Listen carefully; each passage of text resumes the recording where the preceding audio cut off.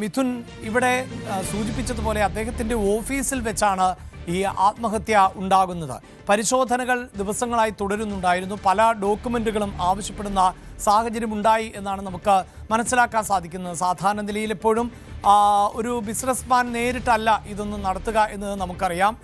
ഈ വാർത്തകൾ അങ്ങനെയൊക്കെ ഉണ്ടെങ്കിൽ പോലും ഡോക്യുമെന്റുകൾ തയ്യാറാക്കുകയും അത് നൽകുകയും ഒക്കെ ചെയ്യുന്നത് അവരുടെ ഫിനാൻസ് ഡിപ്പാർട്ട്മെൻറ്റാണ്. അതിന് വലിയൊരു സംഘം, വലിയ വ്യവസായ ഗ്രൂപ്പുകൾക്ക് അത്തരം സംഘങ്ങളുണ്ടാകും. അവരാണ് സാമ്പത്തികമായ വിവരങ്ങളും റിപ്പോർട്ടുകളും ഒക്കെ ഈ ഏജൻസികൾക്ക് മുന്നിൽ നൽകേണ്ടത്. പക്ഷേ ഉടമ എന്ന നിലയിൽ ഉത്തരവാദിത്വം ആ സ്ഥാപന ഉടമയ്ക്ക് ഉണ്ട് താനും. അതാണ് അതിൻ്റെ ഒരു വസ്തുത. എപ്പോഴും നമ്മൾ പലപ്പോഴും ഈ ED വിളിപ്പിക്കുമ്പോഴും അല്ലെങ്കിൽ IT വകുപ്പൊക്കെ വിളിപ്പിക്കുമ്പോഴും ആ സംഘമാണ് ഇത് നൽകുക. അതിനപ്പുറത്ത് മുഴുവൻ കണക്കുകളും CA പഠിച്ച ശേഷമൊന്നുമല്ല കേരളത്തിലെയും വിദേശത്തെയും ഒക്കെ വ്യാപാരികൾ ബിസിനസ് നടത്തുന്നത്. ഇവിടെ എന്താണ് ഇതിന് കാരണമായി ഭവിച്ചത്? അതിൻ്റെ ഒരു സമ്മർദ്ദമായിരുന്നോ അല്ലെങ്കിൽ നിരന്തരമായി പരിശോധനകളായിരുന്നോ എന്നതിൽ വ്യക്തതയില്ല. മറ്റ് എന്തെങ്കിലും കാര്യങ്ങൾ, ചർച്ചകളോ വാക്കുതർക്കങ്ങളോ നടന്നിട്ടുണ്ടോ എന്നതിൽ വ്യക്തതയില്ല. ഒരുപക്ഷെ ശാസ്ത്രീയമായ പരിശോധനയിലേക്ക് കൂടിയൊക്കെ അന്വേഷണ സംഘം കടക്കുന്ന സാഹചര്യം സൃഷ്ടിക്കില്ലേ? അവിടുത്തെ CCTVയോ മറ്റ് ശാസ്ത്രീയ തെളിവുകളടക്കം അന്വേഷണ സംഘം അതിവേഗം ശേഖരിക്കുകയാണോ? അഭിലാഷ്, സ്വാഭാവികമായും അത്തരത്തിലുള്ള നടപടികൾ പോലീസിന്റെ ഭാഗത്തു നിന്ന്, അന്വേഷണ സംഘത്തിന്റെ ഭാഗത്തു നിന്ന് ഉണ്ടാകുമെന്നുള്ള കാര്യത്തിൽ സംശയമില്ല. ആ രീതിയിലേക്ക് അന്വേഷണം നീങ്ങുന്നു. അല്പസമയത്തിനകം മുമ്പ് ലഭ്യമാകുന്ന വിവരങ്ങൾ അനുസരിച്ച് ഈ CJ റോയിയുടെ ഡയറി ഈ അന്വേഷണ സംഘം കസ്റ്റഡിയിലെടുത്തിട്ടുണ്ട്. അതിലെന്തെങ്കിലും വിവരങ്ങൾ ലഭ്യമാകുമോ എന്ന് പരിശോധിക്കുന്നുണ്ട്. മറ്റൊന്ന്, ഈ സമയത്ത്, അതായത് കഴിഞ്ഞ 3 ദിവസങ്ങളായി ഇത്തരത്തിൽ ഈ റെയ്ഡ് ഇങ്ങനെ നടക്കുന്നുണ്ട് ഈ ഓഫീസ് കേന്ദ്രീകരിച്ച്. അപ്പോൾ ഈ സമയത്തൊക്കെ CJ റോയി മറ്റ് ആരെങ്കിലുമായി ബന്ധപ്പെട്ടിരുന്നോ, ഫോൺ കോളുകൾ നടത്തിയിരുന്നോ, അല്ലെങ്കിൽ കൂടിക്കാഴ്ചകൾ നടത്തിയിരുന്നോ എന്നടക്കമുള്ള കാര്യങ്ങളും പരിശോധിച്ചു വരികയാണ്. അങ്ങനെ ഏതെങ്കിലും ഡേറ്റകൾ അതിൽ നിന്ന് ലഭ്യമാകുമെങ്കിൽ അവരോട് എന്തെങ്കിലും കാര്യങ്ങൾ സൂചിപ്പിച്ചിരുന്നോ, അല്ലെങ്കിൽ ഇപ്പോഴത്തെ ഈ പരിശോധനയുമായി ബന്ധപ്പെട്ട എന്തെങ്കിലും വിവരങ്ങൾ കൈമാറിയിരുന്നോ എന്നടക്കമുള്ള കാര്യങ്ങൾ അന്വേഷണ സംഘം പരിശോധിക്കുന്നുണ്ട്. അതിൽ നിന്ന് ഒരു നിർണായക വഴിത്തിരിവുണ്ടാകാം, അല്ലെങ്കിൽ അത് ഈ അന്വേഷണത്തിന് കൂടുതൽ ശക്തി പകരുകയും അല്ലെങ്കിൽ മുന്നോട്ടുള്ള പോക്കിന് കൂടുതൽ കരുത്താവുകയും ചെയ്യുമെന്നുള്ള കാര്യമാണ് അന്വേഷണ സംഘം തേടുന്നത്. അതുകൊണ്ട് തന്നെ അതടക്കമുള്ള പരിശോധനകൾ നടക്കുന്നുണ്ട്. പ്രത്യേകിച്ച് ഈ ഓഫീസ് കേന്ദ്രീകരിച്ചായിരുന്നു പരിശോധന എന്നുകൊണ്ട് തന്നെ അവിടുത്തെ DVR അടക്കം പോലീസ് അന്വേഷണ സംഘം ശേഖരിക്കുകയും അതിൻ്റെ മറ്റ് നടപടിക്രമങ്ങളിലേക്ക് കടക്കുകയും ചെയ്യുമെന്നുള്ളതാണ്.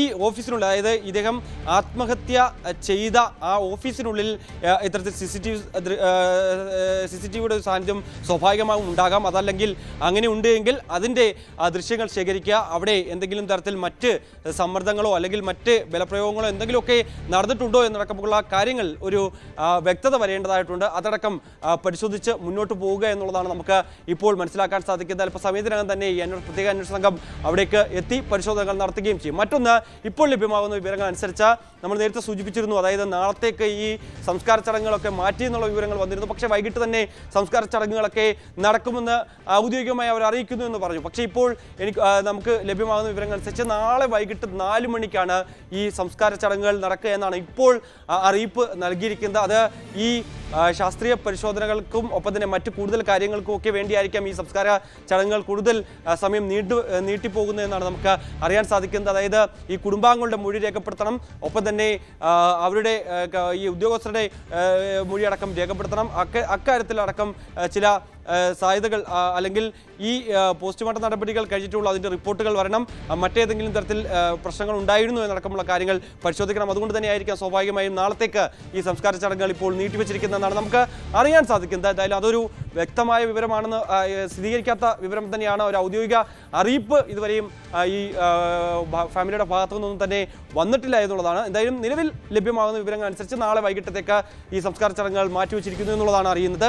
മറ്റൊന്ന്, അഭിലാഷ് സൂചിപ്പിച്ചപ്പോൾ തന്നെ എന്തെങ്കിലും ദുരൂഹത ഇതിൽ നിലനിൽക്കുന്നുണ്ടോ? അതായത് സ്വയമേ വെടിയുതിർത്തതാണോ, അല്ലെങ്കിൽ മറ്റാരെങ്കിലും ഈ സമയത്ത് ഏതെങ്കിലും തരത്തിൽ ബലപ്രയോഗങ്ങൾ ഉണ്ടായിട്ടുണ്ടോ? അല്ലെങ്കിൽ സൂചിപ്പിച്ചപ്പോൾ തന്നെ ഈ ഫയലുകളുമൊക്കെ ഈ സമയത്ത് ഇദ്ദേഹത്തോടൊപ്പം, അതായത് അദ്ദേഹത്തിൻ്റെ അക്കൗണ്ടന്റുമാർ ഉണ്ടായിരുന്നു, ഒപ്പം തന്നെ അദ്ദേഹത്തിൻ്റെ ഡയറക്ടർമാരുണ്ടായിരുന്നു എന്നുള്ളതാണ് നമുക്ക് അറിയാൻ സാധിക്കുന്ന വിവരം. അവരൊക്കെ ഈ ഫയലുകളൊക്കെ കൈമാറിയിരുന്നു. ഒന്ന്, നമുക്കറിയുന്നത് ഇദ്ദേഹത്തോട് അദ്ദേഹത്തിൻ്റെ ലാപ്ടോപ്പുകളും മറ്റ് ചില കാര്യങ്ങൾ കൂടി ആവശ്യപ്പെട്ടു എന്നുള്ളതാണ്. അത് എടുക്കുന്നതിന് വേണ്ടി ഓഫീസ് റൂമിലേക്ക് പോയി ഏകദേശം മിനിറ്റുകൾക്കകം ഈ വെടിയുതിർത്ത് മരിക്കുകയായിരുന്നു എന്നുള്ളതാണ്, സ്വയമേ വെടിയുതിർത്ത് മരിക്കുകയായിരുന്നു എന്നുള്ളതാണ് പുറത്തു വന്നിരിക്കുന്ന വിവരം. അതിൽ എന്തെങ്കിലും വസ്തുതയുണ്ടോ, അല്ലെങ്കിൽ അത് ഏതെങ്കിലും തരത്തിൽ ഒരു ഫോർജർ ചെയ്ത എന്തെങ്കിലും കാര്യങ്ങളാണോ എന്നടക്കമുള്ള കാര്യങ്ങൾ അന്വേഷണ സംഘം പരിശോധിക്കുന്നുണ്ട്. അക്കാര്യത്തിലൊക്കെ ഒരു വ്യക്തമായ ചിത്രം രൂപീകരിച്ച ശേഷമായിരിക്കും തുടർ നടപടികളിലേക്ക് അന്വേഷണ സംഘം കടക്കുക എന്നുള്ളതാണ്. എന്തായാലും ഇവരെ ചോദ്യം ചെയ്യുന്ന നടപടികൾ അല്പസമയത്തിനകം തന്നെ ആരംഭിക്കുമെന്നാണ് നമുക്ക് അറിയാൻ കഴിയുന്നത്. ഈ സംഘം ഇപ്പോഴും അവിടെ തുടരുകയാണ്. മറ്റൊരു കാര്യം, ഈ വെടിയുതിർത്തതിന് ശേഷവും ഈ ഉദ്യോഗസ്ഥർ പരിശോധന തുടർന്നു എന്നുള്ളൊരു പ്രധാനപ്പെട്ട ആരോപണം ഈ അവിടെ ഉണ്ടായിരുന്ന മറ്റ് ഈ CJ റോയിയുടെ മറ്റ് സബോർഡിനേറ്റ്സ് ഒക്കെ പങ്കുവെക്കുന്നുണ്ട്. അപ്പോഴും ആ സമയത്ത് പരിശോധന തുടർന്നുകൊണ്ട് മുന്നോട്ട് പോവുകയായിരുന്നു എന്നുള്ളതാണ്. ആ സമയത്ത് ആശുപത്രിയിലേക്ക് മാറ്റുന്ന വേളയിലുമൊക്കെ അവർ പരിശോധന തുടരുകയായിരുന്നു എന്നുള്ള ചില ആരോപണങ്ങളുണ്ട്. ആ ആരോപണങ്ങളിലും അന്വേഷണം ഉണ്ടാകുമെന്നുള്ള കാര്യത്തിൽ സംശയമില്ല. എന്തായാലും ഈ മലയാളികൾക്ക് ഏറ്റവും സുപരിചിതനായിട്ടുള്ള ഒരു വ്യക്തി, ബിസിനസ് ടൈക്കൂണായിട്ടുള്ള CJ റോയിയുടെ ഈ ഒരു വിയോഗം ഞെട്ടിപ്പിക്കുന്നതാണ് മലയാളികളെ സംബന്ധിച്ച്. അതിൻ്റെ ദുരൂഹത നീക്കണമെന്നുള്ള കാര്യത്തിൽ സംശയമില്ല. അതിനുവേണ്ടിയുള്ള എല്ലാ രീതിയിലുമുള്ള അന്വേഷണം ഇപ്പോൾ നടക്കുകയാണ്. യെസ്, ഞാൻ മിഥുനിലേക്ക് തിരികെ വരാം. തീർച്ചയായും ഇത്തരം ഒരു സാഹചര്യത്തിൽ എന്താണ് സംഭവിച്ചത്, റോയിയുടെ മരണത്തിന് കാരണമായത് എന്താണ് എന്നത് അറിയേണ്ടതുണ്ട്. അത് അന്വേഷണത്തിലൂടെ തന്നെയായിരിക്കും അറിയുക. ഇവിടെ CJ റോയിയുടെ മരണത്തിൽ ഗൗരവതരമായ അന്വേഷണം വേണമെന്നാണ് പ്രതിപക്ഷ നേതാവ് VD സതീശൻ ആവശ്യപ്പെടുന്നത്. IT റെയ്ഡിന്റെ പേരിൽ ആത്മഹത്യയുടെ കാര്യമില്ല, മരണത്തിന് പിന്നിൽ ദുരൂഹതയുണ്ട് എന്നും അന്വേഷണം വേണമെന്നുമാണ് VD സതീശൻ പറയുന്നത്. ഏത് തരത്തിലുള്ള ഒരു ഹറാസ്മെന്റ് ആണ് അദ്ദേഹത്തിന് ഉണ്ടായത് എന്ന് വ്യക്തമല്ല. കാരണം ഒരു ഇൻകം ടാക്സ് റെയ്ഡ് സാധാരണ നടക്കുന്ന ഒരിതാണ്. ഒരാൾ ആത്മഹത്യ ചെയ്യുന്ന സ്ഥിതിയിലേക്ക് ഒരു വ്യവസായി അത് പോയിട്ടുണ്ടെങ്കിൽ അതിനെക്കുറിച്ച് ഗൗരവതരമായ അന്വേഷണം നടത്തണം. അദ്ദേഹത്തിന്റെ മരണത്തിന് പിന്നിലുള്ള കാര്യത്തെക്കുറിച്ച് ഒരു പ്രധാനപ്പെട്ട ഏജൻസി ഗൗരവതരമായി അന്വേഷിക്കണം എന്നാണ് എനിക്ക് തോന്നുന്നത്. ഒരു ദുരൂഹത കാണുന്നുണ്ട് ആ മരണത്തിൽ. അദ്ദേഹത്തെ പോലെ ഒരാൾ ഒരു ഇൻകം ടാക്സ് റെയ്ഡ് നടന്നു എന്നതിന്റെ പേരിൽ ആത്മഹത്യ ചെയ്യേണ്ട കാര്യമില്ല. ഒരു ദുരൂഹത അതിന്റെ പുറകിലുണ്ട്. അത് അന്വേഷിച്ച് അതിന്റെ സത്യം പുറത്തു വരണം. യെസ്, ഇതാണ് പ്രതിപക്ഷ നേതാവ് ഉന്നയിക്കുന്ന പ്രധാനപ്പെട്ട വിഷയം എന്നത്. അതായത് ഒരു IT റെയ്ഡിന്റെ പേരിൽ അദ്ദേഹം ആത്മഹത്യ ചെയ്യുമോ എന്നുള്ളതാണ്. ഒരാളുടെ മാനസികാവസ്ഥ എന്തായിരുന്നു എന്നത് നമുക്ക് ഈ ഘട്ടത്തിലൊന്നും വായിച്ചെടുക്കാൻ പറ്റുന്ന സാഹചര്യമല്ല. ഇതിനപ്പുറത്ത് മറ്റേതെങ്കിലും തരത്തിലുള്ള മാനസിക പ്രശ്നങ്ങൾ അദ്ദേഹത്തിന് വേട്ടയാടിയിരുന്നോ എന്നതും അറിയില്ല. ഈ സാമ്പത്തികമായ പ്രതിസന്ധി ഉണ്ടായിരുന്നു, അതല്ലെങ്കിൽ എന്തെങ്കിലും പ്രൊജക്റ്റുമൊക്കെ ആയി ബന്ധപ്പെട്ട പ്രശ്നങ്ങൾ ഉണ്ടായിരുന്നു. ഒരാളുടെ മാനസിക നില അളക്കുക എന്നത് ആർക്കും സാധ്യമാകുന്ന ഒന്നല്ല. ഒരു പക്ഷേ വൈകാരികമായി പെട്ടെന്നെടുത്ത ഒരു തീരുമാനമോ അങ്ങനെയൊക്കെ ആകാം. അതല്ലെങ്കിൽ അദ്ദേഹത്തിൻ്റെ ഗ്രൂപ്പിനുണ്ടാകുന്ന ചീത്തപ്പേരിനെ കുറിച്ച് ആലോചിച്ചിട്ടുണ്ടോ എന്നതറിയില്ല. ഈ പരിശോധന അദ്ദേഹത്തിന് ഡാമേജ് ചെയ്തോ എന്നതും ഒന്നും നമുക്ക് ഇപ്പോൾ വ്യക്തതയില്ല. ഇപ്പോൾ ഡാനി, നമുക്കറിയാം പലപ്പോഴും ഈ ED പരിശോധന, IT പരിശോധന എന്നതൊക്കെ വാർത്തകളിൽ നിറയുന്ന ഒന്നാണ്. അതിൽ കുറേയൊക്കെ സത്യങ്ങളും കുറേയൊക്കെ അർദ്ധസത്യങ്ങളും ഒക്കെയാണ് പലപ്പോഴും പ്രചരിക്കാറുള്ളത് എന്നതുമാണ് നമ്മൾ മനസ്സിലാക്കേണ്ടത്. ഇവിടെ നമുക്ക് ആവർത്തിച്ച് പറയേണ്ടത്, ഇത്തരം കേന്ദ്ര ഏജൻസികളൊക്കെ അന്വേഷിക്കുമ്പോൾ ഈ വ്യക്തിയെ അല്ല പലപ്പോഴും മുന്നിലേക്ക് വിളിപ്പിക്കുക, മറിച്ച് അതിൻ്റെ ഇടപാടുകളാണ് പ്രധാനമായും പരിശോധിക്കുക. ഞാൻ നേരത്തെ തന്നെ സൂചിപ്പിച്ചു, ഇപ്പോൾ ആദായ നികുതി വകുപ്പ് ഏതൊരു ബിസിനസ്മാനെയും വിളിച്ചിരുത്തി കണക്ക് ചോദിക്കുന്ന ഒരു സാഹചര്യമൊന്നും ഉണ്ടാകില്ല. അങ്ങനെ അറിവില്ലാത്തവരൊന്നുമല്ല അവർ. കൃത്യമായി ഏതൊരു ബിസിനസ് ഗ്രൂപ്പിൻ്റെയും കണക്ക് കാര്യങ്ങൾ കൈകാര്യം ചെയ്യുന്ന ഏജൻസികളോ CA ഉദ്യോഗസ്ഥരോ അതല്ല എങ്കിൽ ആ സ്ഥാപനത്തിന് തന്നെ ഫൈനാൻസ് ഡിപ്പാർട്ട്മെൻറ്റോ ഒക്കെ ഉണ്ടാകും. അതിൽ വ്യക്തത തേടുക എന്നതാണ് പലപ്പോഴും ചെയ്യുക. അതിൻ്റെ ഭാഗമായി ഇതിൻ്റെ ഉടമയെയും ഒക്കെ വിളിപ്പിക്കും. ഇവിടെയും അങ്ങനെ സംഭവിച്ചിട്ടുണ്ടാകാം, അത് സമ്മർദ്ദത്തിലാക്കിയിട്ടുമുണ്ടാകാം. അതൊന്നും നമുക്ക് തള്ളിക്കളയാനാകില്ല. കേരളത്തിൽ നിന്നുള്ള അന്വേഷണ സംഘം തന്നെയാണ് അവിടേക്ക് പോയത്. ഇപ്പോൾ സമൂഹ മാധ്യമങ്ങളിലടക്കം വലിയ പ്രചാരണം നടക്കുന്നുണ്ട്, ED വേട്ടയാടി എന്നൊക്കെ. അത് ആളുകൾ ED എന്താണ്, IT എന്താണ് എന്നൊക്കെ തിരിച്ചറിയാതെ അങ്ങനെ പ്രചരിപ്പിക്കുന്നതാണ്. എന്തു തന്നെയാണെങ്കിലും കേരളത്തിൽ നിന്നുള്ള ഒരു അന്വേഷണ സംഘം അത്രമേൽ വലിയ സമ്മർദ്ദം ചെലുത്തി വേട്ടയാടി എന്നതിലേക്കൊക്കെ സോഷ്യൽ മീഡിയ പ്രചാരണമൊക്കെ നടക്കുമ്പോൾ പോലും ഈ അന്വേഷണം എന്തിൻ്റെ അടിസ്ഥാനത്തിലായിരുന്നു, എന്തൊക്കെ ഡോക്യുമെന്റുകളാണ് അവർ ആവശ്യപ്പെട്ടത്, ഇതിലൊന്നും യഥാർത്ഥത്തിൽ വ്യക്തതയില്ല എന്നതല്ലേ വസ്തുത.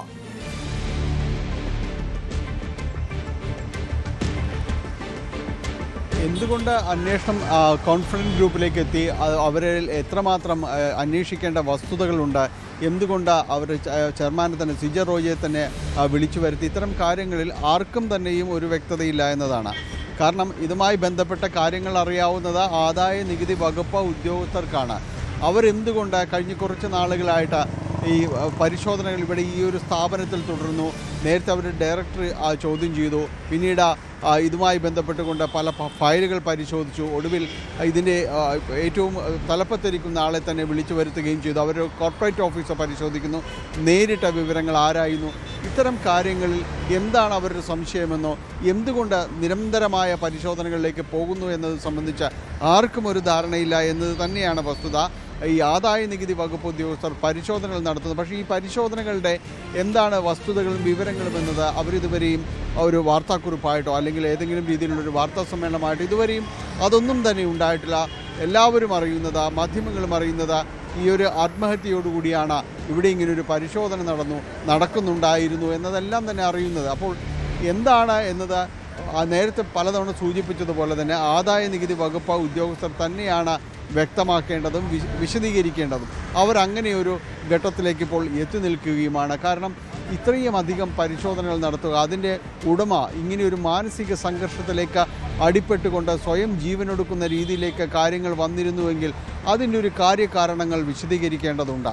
അതല്ലാതെ മറ്റേതെങ്കിലും രീതിയിലുള്ള ഊഹാപോഹങ്ങളിലേക്ക് ആരെങ്കിലും പോകുന്നുണ്ടെങ്കിൽ അത് ആശയപരമായിട്ട് തന്നെ ശരിയല്ല. കാര്യം കൃത്യമായിട്ട് തന്നെ വസ്തുതകൾ പുറത്ത് വരേണ്ടതുണ്ട്. ആശങ്കകൾ നിലനിൽക്കുന്നുണ്ട്. ഇപ്പോൾ ഈ ഉദ്യോഗസ്ഥർ ഇത് വിശദീകരിക്കാതെ സമയം നീണ്ടുപോകും തോറും അത്തരം ആശങ്കകൾ 10 മടങ്ങായിട്ട് വർദ്ധിക്കുകയും ചെയ്യുന്നു. അപ്പോൾ അത് രാഷ്ട്രീയപരമായ രീതിയിലേക്ക് ചർച്ചകളിലേക്കെല്ലാം തന്നെ വഴിമാറും മുൻപ് തന്നെ ഇത്തരം കാര്യങ്ങൾ ഇടപെടലുകൾ നടത്തിക്കൊണ്ട് വിശദീകരിക്കേണ്ട ഉത്തരവാദിത്വം അങ്ങനെ രാഷ്ട്രീയമായി.